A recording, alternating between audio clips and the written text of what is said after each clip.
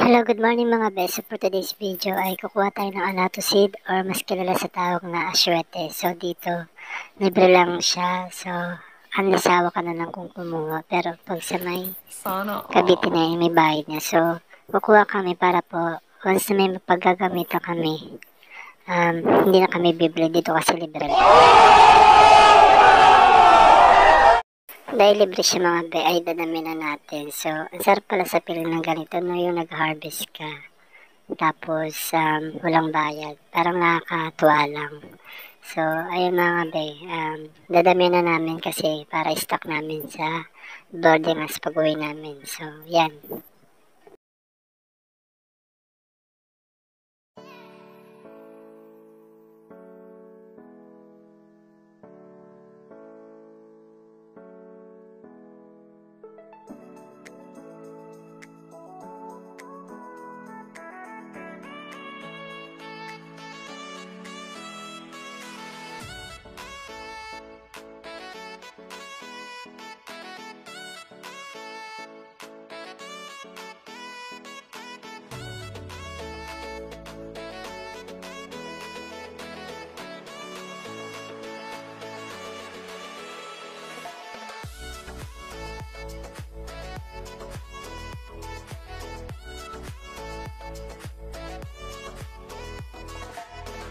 Ayun mga be, nakauwi na tayo. So, ganito pala ang process para maging anatosid siya. So, ayan.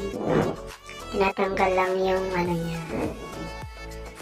yung laman. Tapos yung mga bato, ayan na po yung anatosid. So, marami paggagamitan ng anatosid. Ayan ang ginagawang panghalo minsan sa spaghetti, sa may palabok, or etc. Kahit ano po. Marami pong magagamitin niya, kaya importante ang mga be. So, ayan po yung process niya.